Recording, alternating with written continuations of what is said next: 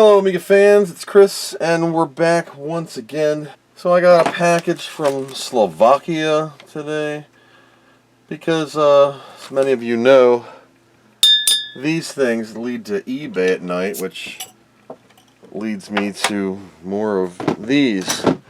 So a while ago I had a problem with my 500, not technical problem, this print screen key broke. It like cracked, so I glued it, and it looks pretty good. You can't see any of the lines.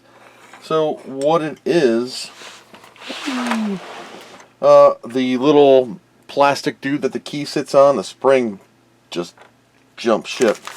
So there's a guy on eBay. His name is so the package is from Marcel Larensek in Slovakia. Anyway, he sells these for like $5 and $8 to ship. I have to fix one key.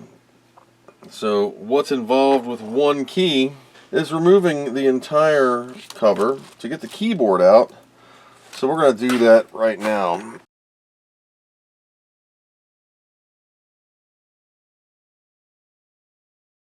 A boatload of screws to remove.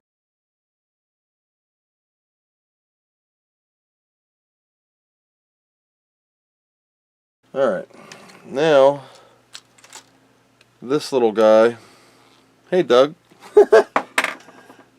this little guy right here has to come out. So as you can see, right, well, minus a piece of my cat's hair, the plunger was actually cracked right here, so the key just wouldn't hold on. It had nothing to grip to and it would just fall out.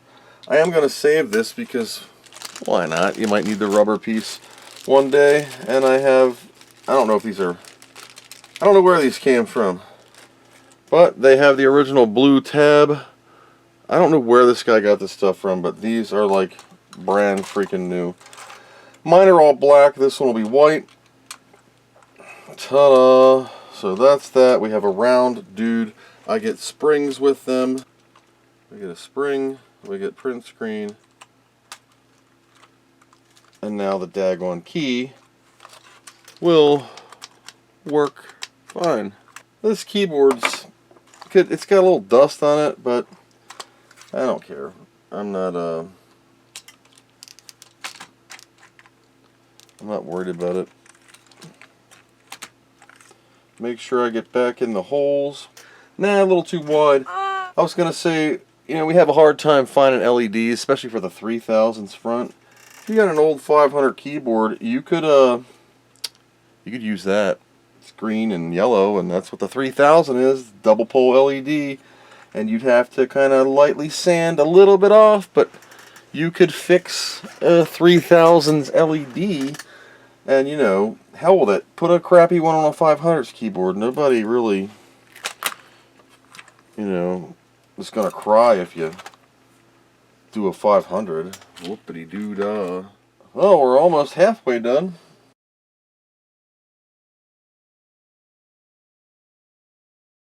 Okay, so that is all the 30 whatever the hell screws. It's very clean. Every time if I touch this, I try to make sure I wipe it off. Like just use like a cotton run, and I don't want any, ouch, I don't want any fingerprints on it, because the oils of your skin will etch the metal, whoops, and then actually rust it.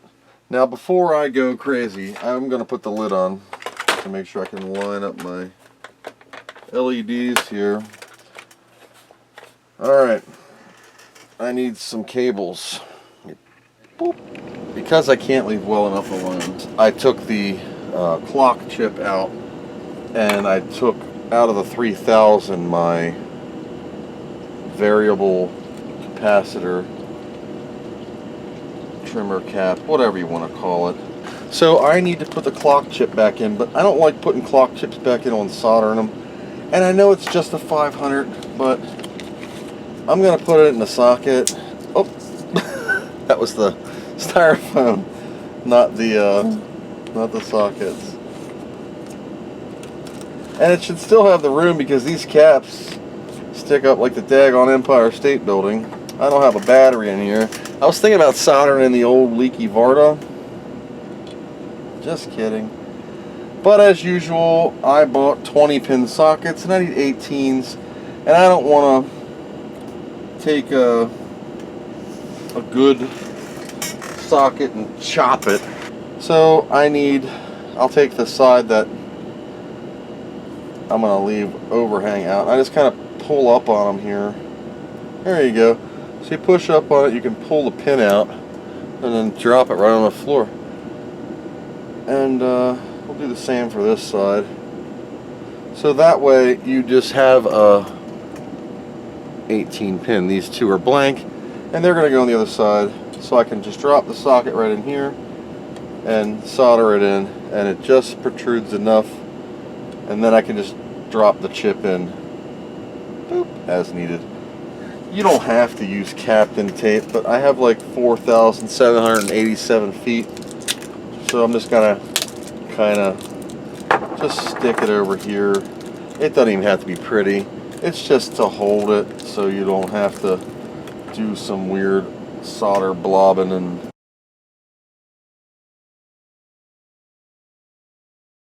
so now, as you could sort of see, the board's in there. She's flat, and the little marking is on the 1, and it even says 1. So now we can put our chip in, and there's no chance that you could mess it up because there's no metal in the back 2 pins. Because I bought 20s. I needed 20s for a lot of the 3000 stuff.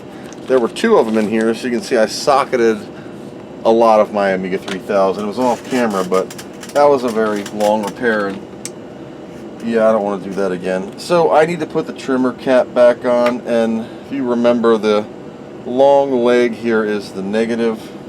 So I'm going to zap this in.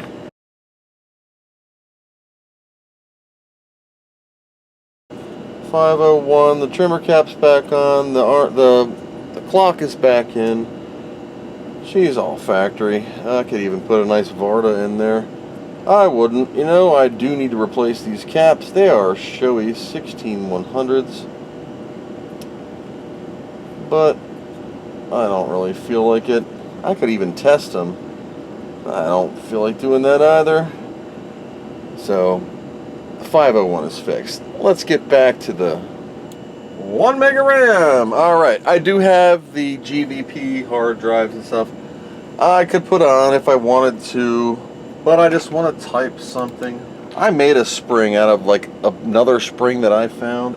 That's tighter than tight. So I'm going to use one of the ones that I found because I glue them all over the desk. And they're soft, so we can have an actual spring for the Amiga key that is the same. There we go. Yeah, now she's now it works nice and easy. That spring was very hard. All right. Yep.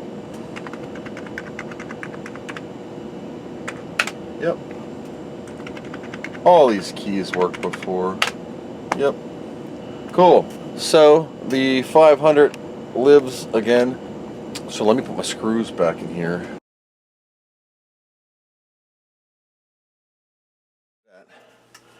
I know what you're thinking.